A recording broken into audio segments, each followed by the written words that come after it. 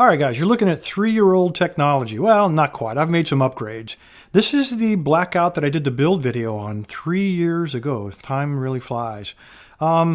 Technology continues to evolve, and so I'm going to make some improvements to this. I got 1,000 crashes on this thing. I've replaced the parts over the years from the original build, but I think it's time to upgrade everything in one fell swoop. Let's first talk about what's on here. Since the original build, I put on a RROSD, kind of hard to see, buried under all that wire right there, but that's a very minimum level on-screen display. It gives a voltage and the time, that's about it. Really difficult to read when it's bright outside on the bottom of the screen.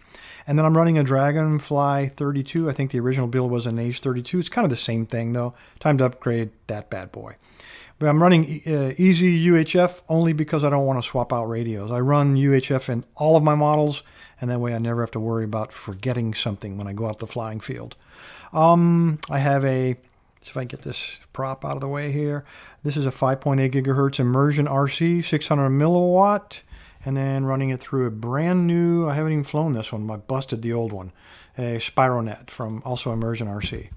Up front for camera, I've updated this one. I was running the old board cams, and then I moved up to RunCam. This is the original Swift 1. It's a great camera, but I think there's some new technology we can put into that. On the motors, I'm going to go ahead and keep the motors. These are upgraded. These are KDE XF2206s, 2050s. They're perfectly fine the way I fly. And then these are upgraded. These are Afro with one shot installed. On the Dragonfly 32, I'm running Clean Flight, by the way, just for you guys that are curious. I have my battery. The battery goes right here on top. So what are the upgrades? Well, there's a lot of change. First of all the crashes have busted out a lot of my LEDs on the circuit board. So I'm going to put a brand new one on. That's a version 1 board.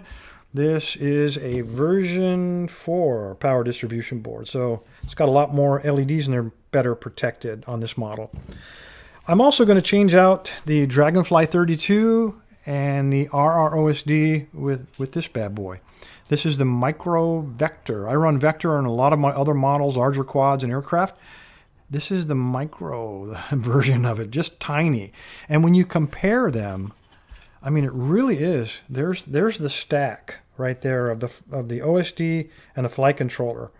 I think the Micro Vector is not a lot bigger. I think it'll fit in there with no problem, and there's a lot of advantages to this. Programmable, customizable, OSD, it's got GPS, all kinds of cool stuff. It's overkill, I know it, but again, standardizing all the models, this is probably the way to go. So he'll go right there in the middle. When you take a look at the old Easy UHF, it's quite long. This is a brand new one called the Nano Easy UHF. Same functionality, much, 1/3 of the size and probably 1/3 of the weight. I'm just probably going to stack him right there on top of that flight controller. The camera, huge camera. Well, there's a new Swift out. It's called the Micro Swift. And there he is. 1/3 of the size and about 1/4 of the weight. A lot shorter profile as well. So I'm going to fit him inside of there. I'm going to use a little 3D mount that I printed. I'm going to stick him up inside of there. So he'll be riding right up here in the front. And then because the profile will then be much shorter, with a much smaller camera and of course the flight control and all that, I'm also going to use these little titanium standoffs. It'll be a lot shorter profile, much more sleek and aerodynamic looking, so we can lower this deck down about almost a ½ inch, quite a bit. I'm going to move my battery from the top to the bottom, and on the top I'm going to show you a couple tricks with the Immersion RC video transmitter to help save it. I was all the time busting those until I figured out a system, and I'm going to show you what that is. Lastly, I'm going to take a little 3D printed, it's got a 25-degree angle on it, and just mount him right there up front with my little RunCam. I'm going to just attach him with 3M glue, and that'll become my new flight cam. All right, enough talking. Let's start ripping it down to the bones and replace that circuit board.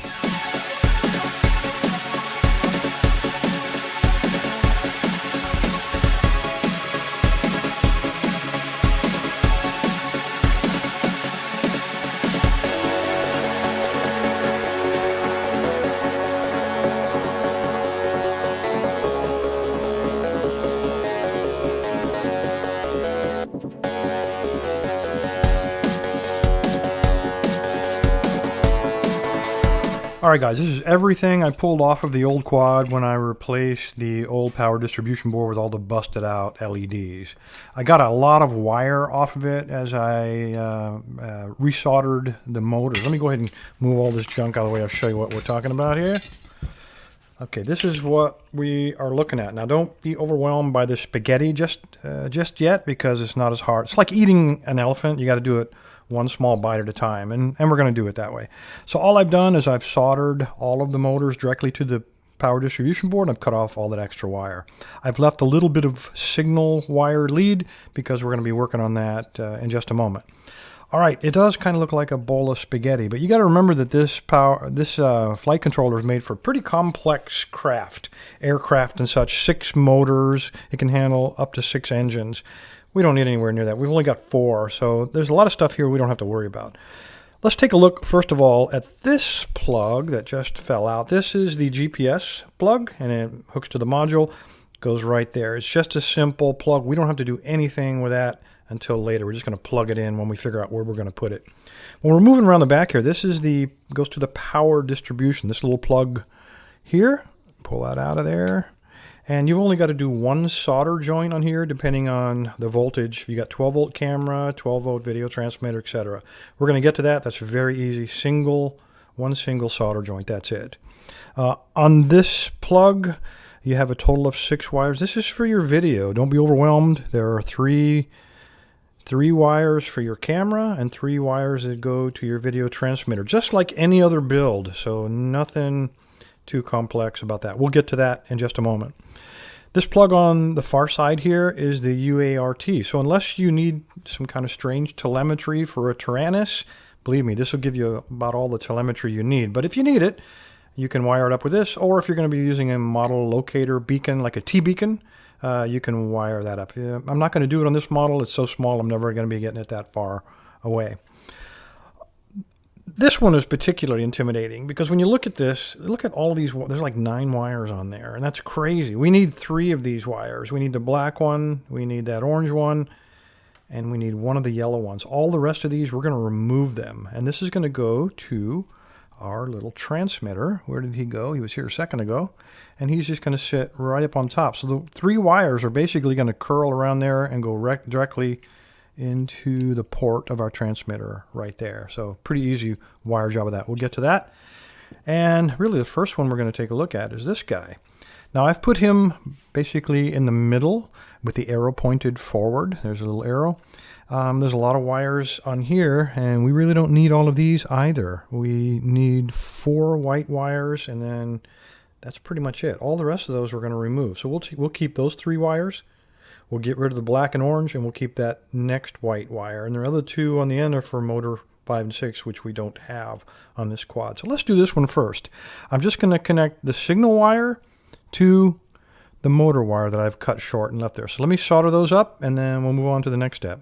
All right, these single signal wires really make for a really neat package. I routed, let's see, these are 1, 2, 3, and 4. Please get those right, otherwise on your Maiden you're going to have a flip, and that would be a bad thing. So double check your sequence of the motors. The back 2 signal wires, I routed them beneath the frame to keep things pretty uncluttered. All right, next is the receiver. We're going to be using this Nano Easy UHF. I had to take a look at the routing. Now I'm going to be mounting him on top of the flight controller right here, and that's because the antenna comes out of the side. It's a different kind of antenna mount, but don't worry, it terminates in what we're used to, which is a normal SMA. If I position him like this and route the cable like that, there's a hole on the top plate that fits that perfectly. So that's how I'm going to route it. I'm going to route him around the side into the port, which is right here. Now you notice on the receiver, he uses SPPM, which means all signals go across 1 wire. We need 5 volts to power him, and then a ground. Well, we've got that coming out of our port. So take your signal wire, which has 9 wires. You really can't screw this up. These plugs are all unique, so you can't put them in the wrong port. So grab the one with 9 wires and start pulling off wires. We're going to pull off those first 2 wires, and we're going to pull off those last 4 wires. We need ground. The orange represents 5 volts output from the vector, and then the SPPM signal wire. Remove all the rest, solder things up, and we'll move to the next step. All right, that came out looking pretty good. 3 wires going right into the side there, all twisted. Looks good.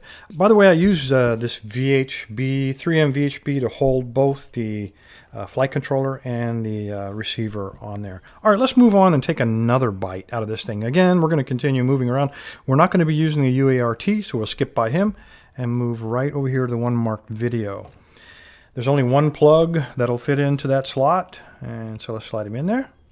And we have it broken down into 2 parts. Video camera in. So these 3 wires on the outside. So I could give you a little bit better look at that. And then these 3 wires are going to go to the video transmitter. Let's just start with the camera. I'm going to take these 3 wires. I'm going to route them beneath the frame. Keep everything up here kind of neat. And they will emerge probably right there. And then my camera, I'm going to mount him right up here in the front. Again, with some of that VHB tape and a little 3D printed frame that I found on Thingiverse. Put them right there, solder up the wires, and see where we go from there. All right, that came out looking pretty good. Camera's mounted up front, and everything is routed in between the 2 plates, and it comes out right there. Beautiful, nice, tight little job. Still a really clean build. Now we're going to go ahead and take another bite. Let's go ahead and take a look at the video transmitter. Now, all of my video transmitters are configured the same way. I decided to standardize on using a servo plug. Male on the transmitter and then female on the flight controller. And that's because if somebody happens to be using 5.8 on the flying field, might be a real quick switch to move over to 2.4 configured the same way, or even swapping out to 1.3. Very easy, all configured exactly the same way. If something gets damaged, it's really easy to swap it. So all I'm going to do is just cut it right about there and put a female servo plug on the flight controller. All right, I got that female on there, so the male just plugs right in there, and I can plug in any video transmitter I want, swap them out literally in seconds. So that makes my life a lot easier. All right, we're down to the last cable, and the last cable is your power cable, the one that comes from your current sensor. And again, it's very easy. It only plugs in one place, and that would be right there. You do have to make one choice. Now, the other half of this plugs into your current sensor, right there. And the current sensor not only supplies power to all of your engines, but also supplies all the power to your video transmitter, camera, and your flight controller with your receiver. So it really does everything. It has 5 volts already built into it, so you don't need to worry about that to supply your receiver. You do need to worry about the voltage for your video camera and your transmitter. And so there are 2 offerings here. These 2 wires are not connected. The red wire is 12 volts out from your current sensor, and your orange wire is 5 volts out from your current sensor. So if your camera is 5 volts, you trace the wire back here, and this one is your camera. You connect them, you just solder these 2 together. If your video transmitter is 12 volts, you just connect them to that side. If they are both 12 volts, I have a RunCam and an Immersion RC, which has a really wide range of voltages. I'm going to run them both on 12 volts. So what I'm going to do is bring them both out and splice them right there into that 12 volt supply. And then I'll remove that 5 volt wire because I just don't need it. So let me make that happen. All right, guys, this cable looks a little shorter, and that's because I went ahead and spliced it. The original cable is designed for a much larger quad. I didn't want to have all that wire wound up between these 2, so I just simply spliced them. Now we run into a bit of an issue because the input into the current sensor is actually on this end, and the nearest power connectors are back here on the PCB. All I'm going to do is I'm going to fold them under just like he's kneeling there, and then solder them right there. Then I can fold them down, and we will simply zip tie them in place right about there. Then I can worry about connecting some XT60s to connect my battery. All right, that came out looking pretty good, I got to say. I went ahead and used these pre-drilled holes for strain relief and put a zip tie. That way if I crash and the battery rips out, it doesn't yank the current sensor out of the quad. Pretty nice. All right, now what we need to do, let's go ahead and plug in the extension for the Nano Easy UHF. So you point it up and put the top deck on because that's all we have left. Well, guys, there's a finished product. I went ahead and taped down the GPS and plugged him right there on the side. It was I shortened this cable, but you don't have to. It turned out to be a really clean build. It weighs 87 grams less than it did when I had the Dragonflyer 32 in there. And this has a lot more capability to include return to home and flying waypoints. I use zip ties to hold down my video transmitters. Notice I also mount them upside down. And that's so I can change the channel without having to remove it and then put it back on there. Let's talk about these guys for just a second. These immersion video transmitters. Let me move them out of the way. This is what I'm talking about. Now, when it comes from the factory, this is a brand new one. They're soldered, 2 solder points on the bottom, and there's 3 solder points on the top. Normally, when you buy the antennas, they give you this little 90-degree elbow with it, which kind of leads you to want to use it because when you put it on there, it does kind of look cool sticking straight up. But when you're flying along and you hit the ground or you hit a branch, there's a lot of leverage that's placed on these solder joints in this circuit board. They break off. I've broken a lot of them. So I would encourage you, don't use that 90-degree elbow. Instead, let me set them aside here. Instead, get yourself an antenna that has a flexible shaft. And there's a lot of them out there. Most of the racing antennas have this type of antenna on it. So you slide it on there without the 90-degree elbow. You're flying along, you hit a tree, and it's going to straighten out the antenna. You pick up your quad, straighten up your antenna, and you fly. You don't have to replace any transmitter. The other thing that I do, when I get them out of the package, I remove the shrink wrap, and you can see I just smear epoxy all over it to kind of strengthen and spread out the stresses from that SMA connector. Since I started doing this, I haven't broken any transmitters. 50-something bucks a pop. I want to break as few of those as I have to. All right, guys, all I need to do now is take my camera. I'm going to tape it down right about there and go fly. I'm going to show you what the OSD looks like with the Eagle Tree Vector.